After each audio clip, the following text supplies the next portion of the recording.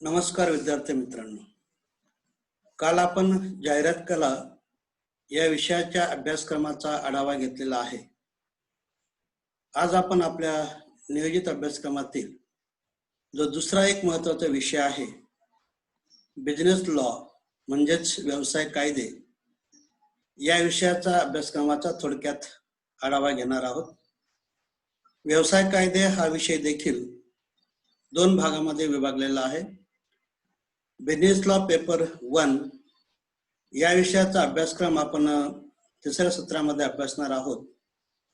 तर business law paper 2 या विषयाचा अभ्यासक्रम आपण चौथ्या सत्रामध्ये अभ्यासणार आहोत.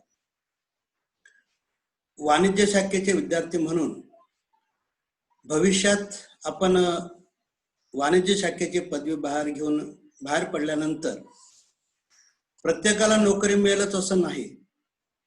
मग आपण अशा परिस्थितीमध्ये आपल्या स्वतःच्या मालकीचा एखादा छोटा मोठा व्यवसाय हा सुरू करतो किंवा एखाद्या आस्थापनामध्ये एखाद्या कार्यालयामध्ये नोकरी स्वीकारतो. कुठल्याही व्यवसायामध्ये, उद्योगधंद्यामध्ये, शासकीय कार्यालयामध्ये काम करत असताना आपल्याला काही नियमांचं, अटींचं पालन हे करावं लागतं. मग हे नियम जे आहेत किंवा ज्या अटी आहेत, त्या अटींनाच आपल्याला सर्वसाधारणपणे कायदा असं म्हणता येऊ शकेल. भविष्यात आपल्याला एखादा व्यवसाय सुरू करायचा असेल तर त्या व्यवसायाशी संबंधित जे विविध कायदे आहेत, त्या कायद्यांची परिपूर्ण माहिती आपल्याला आवश्यक नसली तरी किमान काही तरतुदी आपल्याला माहीत असणं आवश्यक आहे. त्या अनुषंगाने व्यवसायाशी संबंधित आपल्या देशामध्ये सध्या जे कायदे अस्तित्वात आहेत, एक व्यक्ती म्हणून ज्या कायद्यांचं पालन करणं आपल्याला आवश्यक आहे, अशा काही महत्त्वाच्या कायद्यांचा समावेश हा आपल्या या नियोजित अभ्यासक्रमामध्ये केलेला आहे. कारण कायदा माहीत नाही असं म्हणून या ठिकाणी चालणार नाही, आणि म्हणून आपलं दैनंदिन जीवन जगत असताना देखील किमान काही कायद्यांची ओळख आपल्याला होणं आवश्यक आहे. अशा कायद्यातील काही महत्त्वाच्या तरतुदी समजून घेणं हा प्रामुख्याने या विषयाचा मुख्य उद्देश आपल्याला या ठिकाणी सांगता येऊ शकेल. बिझनेस लॉ पेपर 1 या विषयाचं जे एकूण सिलेबस आहे ते 5 टॉपिकमध्ये डिवाइड केलेलं आहे. या 5 टॉपिकमध्ये साधारणपणे व्यवसायाशी संबंधित जे 4 महत्त्वाचे कायदे आहेत, त्या कायद्यांचा आपण या ठिकाणी अभ्यास करणार आहोत. अर्थातच पहिला टॉपिक आहे इंडियन कॉन्ट्रॅक्ट ऍक्ट 1872 पार्ट 1, भारतीय करारांचा कायदा 1872 भाग 1. या कायद्यातील ज्या महत्त्वाच्या तरतुदींचा आपण अभ्यास करणार आहोत, या टॉपिकचे जे कंटेंट्स आहेत त्यामध्ये प्रामुख्याने काही महत्त्वाच्या कंटेंटचा समावेश केलेला आहे. ते म्हणजे contract, definition of contract and agreement, essentials of valid contract, classification of contracts, offer and acceptance, rules of valid offer and acceptance, counter offer, standing or open offer, distincts between offer and invitation to offer, concept of communication and revocation of offer and acceptance, capacity to contract as per section 10 to 12, minor unsound mind, disqualified persons, consideration section 2 and 25, concept and importance of consideration, legal rules of consideration, exception of the rule no consideration, no contract, unlawful consideration. दुसऱ्या topic मध्ये आपण याच कायद्याच्या काही तरतुदींचा अभ्यास करणार आहोत, आणि म्हणून हा दुसरा टॉपिक आहे इंडियन कॉन्ट्रॅक्ट ऍक्ट 1872 पार्ट 2 भारतीय करारांचा कायदा भाग 2.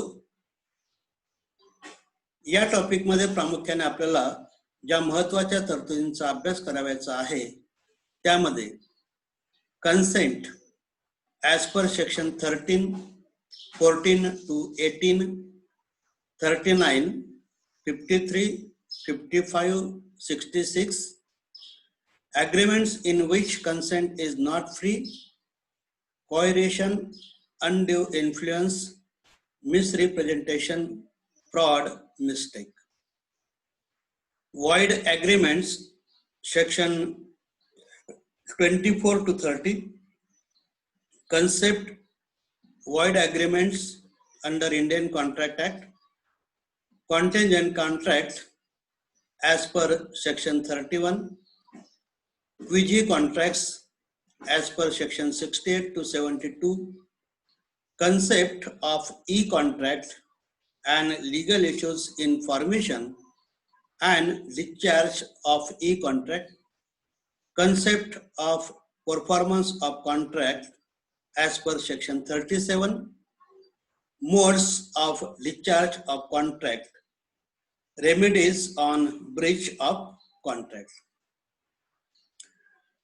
आपला जो तिसरा टॉपिक आहे त्या तिसऱ्या टॉपिक मध्ये काही स्पेशल कॉन्ट्रॅक्ट्स विशेष करारांचा समावेश हा केलेला आहे. या विशेष करारामध्ये साधारणपणे 4 महत्त्वाच्या कायद्यातील तरतुदींचा आपण अभ्यास करणार आहोत. हे कायदे आहेत law of indemnity and guarantee as per section 124 to 125, section 126 to 129, and section 132 to 147. The contents are concept, essential elements of indemnity and guarantee, contract of indemnity versus guarantee, modes of discharge of surety. Law of bailment as per section 148, 152 to 154, 162, 172, 178, 178A and 179. Concept, essentials of bailment, kinds of bailment, rights and duties of bailer and bailee. Law of pleas, तारणाचे करार. Concept, essentials of valid pleas, lien.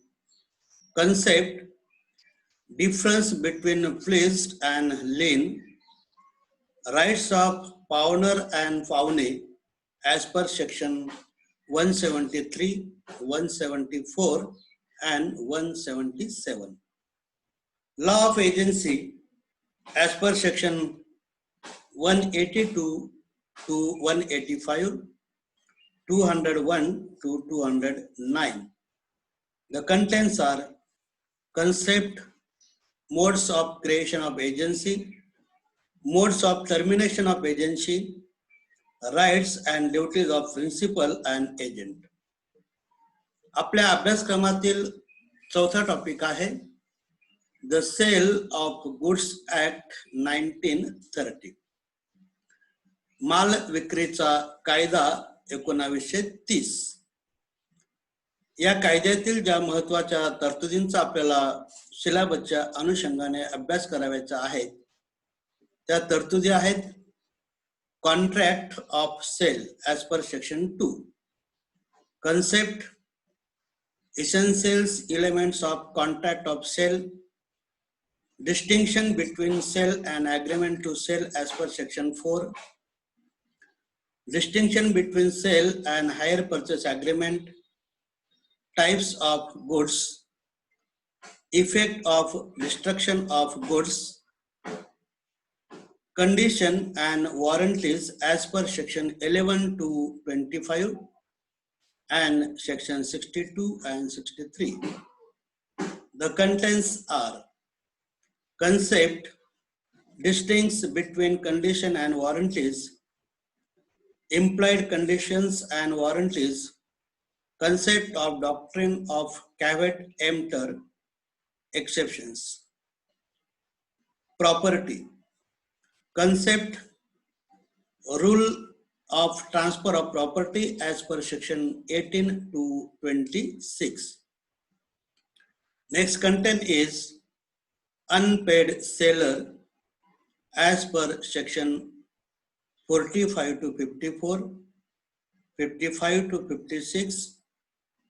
The contents are concept, rights of an unpaid seller, remedies for breach of contract of sale as per section 55 to 61, auction sale concept, legal provisions as per section 64.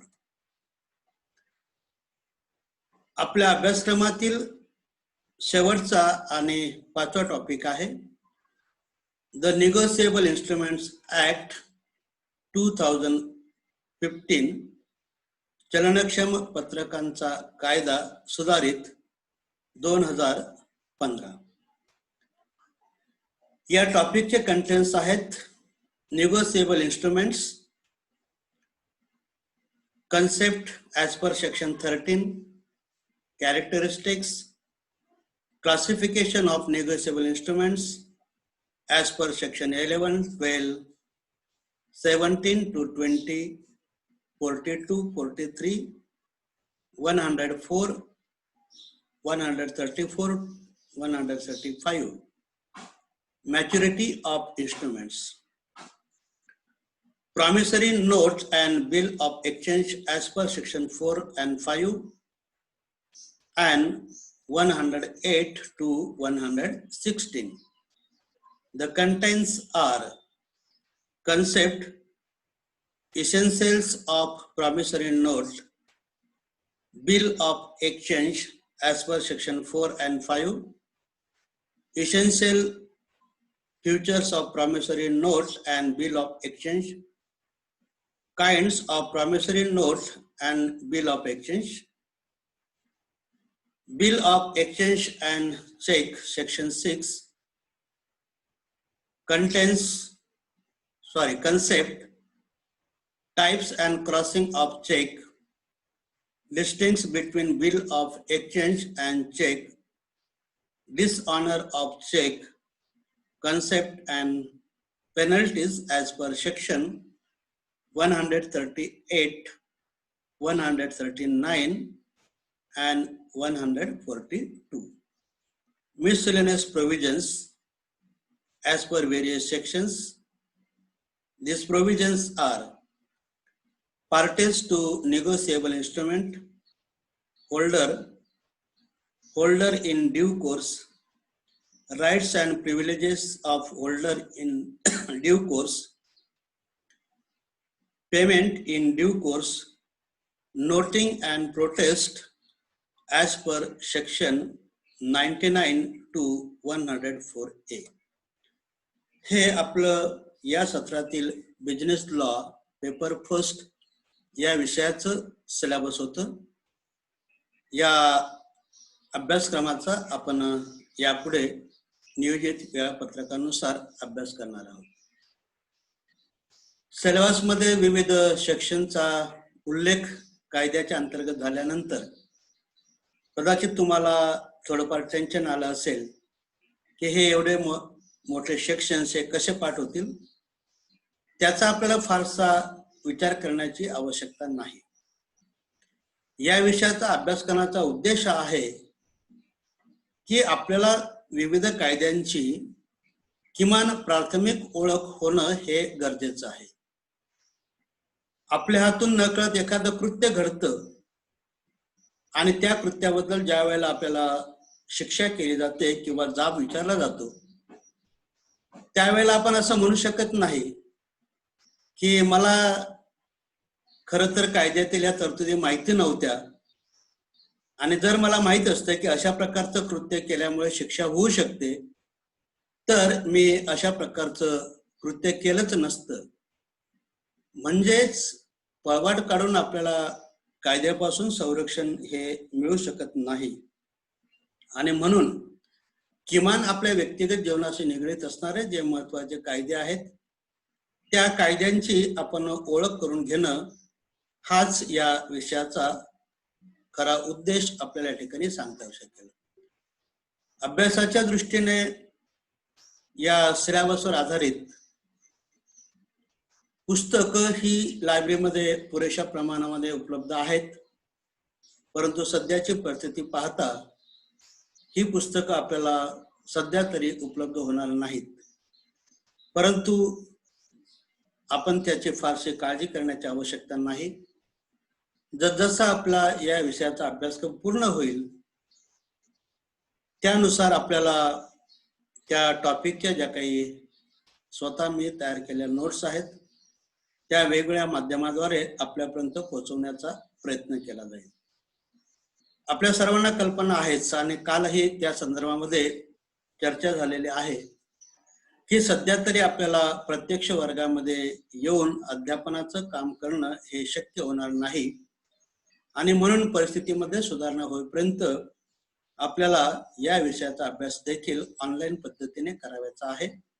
त्यासाठी वेगवेगळ्या पर्यायांचा आपण वापर करणार आहोत आणि online अध्यापनासाठी आपल्याकडे ज्या किमान गोष्टी आवश्यक आहेत त्यामध्ये एक तर तुमच्याकडे स्मार्टफोन असणं आवश्यक आहे किंवा लॅपटॉप डेस्कटॉप असणं आवश्यक आहे, चांगल्या प्रकारची इंटरनेट कनेक्टिव्हिटी असणं आवश्यक आहे. बहुतांशी विद्यार्थ्यांकडे या सुविधा उपलब्ध आहेतच. अगदी अपवादात्मक परिस्थितीमध्ये काही विद्यार्थ्यांकडे अशा प्रकारच्या सुविधा उपलब्ध नसतील तर या ऑनलाईन प्रवाहामध्ये त्यांना कसं आणता येईल, त्यांच्यापर्यंत शैक्षणिक साहित्य कसं पोहोचवता येईल यावरती आपण काहीतरी मार्ग हा निश्चितच काढू आणि कुठलाही विद्यार्थी अभ्यासक्रमापासून अध्यापनापासून वंचित राहणार नाही याची काळजी तुम्ही आम्ही सर्वांनाच या ठिकाणी घ्यायची आहे. या विषयाची जी परीक्षा तुम्हाला द्यायची आहे ती परीक्षा कशा प्रकारची असेल, साधारणपणे क्वेश्चन पेपरचा पॅटर्न कशा प्रकारचा आहे त्या संदर्भात आपण या ठिकाणी थोडक्यात चर्चा करणार आहोत. बिझनेसला या विषयाचा जो पेपर आहे किंवा जी प्रश्नपत्रिका आहे ती 100 मार्काची असते. त्यासाठी 3 तासाचा कालावधी हा निश्चित केलेला आहे आणि प्रश्नपत्रिकेमध्ये एकूण 5 टॉपिकचा समावेश हा केलेला आहे. या विषयाच्या प्रश्नपत्रिकेचं स्वरूप हे इतर विषयांच्या प्रश्नपत्रिकेपेक्षा थोडं वेगळं आहे, कारण इतर विषयामध्ये पहिला जो प्रश्न आहे तो साधारणपणे ऑब्जेक्टिव्ह स्वरूपाचा असतो. या ठिकाणी मात्र या विषयाचे सर्वच्या सर्व प्रश्न हे डिस्क्रिप्टिव्ह स्वरूपाचे आहेत. सर्व प्रश्न हे अनिवार्य आहेत. अभ्यासक्रमाचे जे एकूण 5 टॉपिक आहेत त्या 5 टॉपिकवर आधारित 5 प्रश्न हे प्रश्नपत्रिकेमध्ये विचारले जातात. अर्थातच पहिला प्रश्न हा पहिल्या टॉपिकवरती आधारित असेल, दुसरा प्रश्न हा दुसऱ्या टॉपिकवरती आधारित असेल, तिसरा प्रश्न हा तिसऱ्या टॉपिकवरती आधारित आहे, चौथा प्रश्न हा चौथ्या टॉपिकवरती आधारित असेल आणि शेवटचा 5वा प्रश्न हा 5व्या टॉपिकवरती आधारित आहे.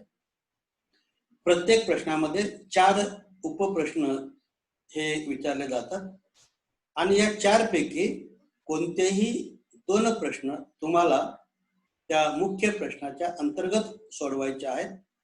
प्रत्येक उपप्रश्नाला 10 गुण याप्रमाणे प्रत्येक प्रश्नाला प्रत्येकी 20 गुण आहेत.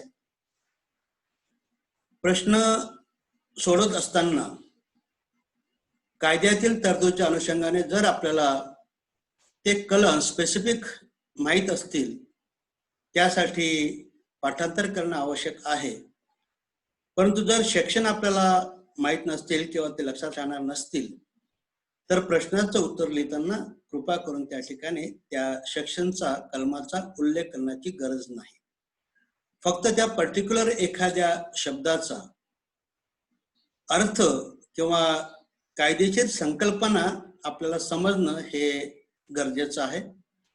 अन्यथा तुम्ही सेक्शन चुकीचा लिहिला आणि त्या सेक्शनच्या अंतर्गत मात्र एखादी कन्सेप्ट ही तुम्ही योग्य प्रकारे एक्सप्लेन केली परंतु कायद्याच्या दृष्टीने जर आपण विचार केला तर मग त्या सेक्शन मध्ये त्या संकल्पनेचा समावेश न केलेल्या असल्या कारणाने ते उत्तर चुकीचं ठरण्याची शक्यता आहे.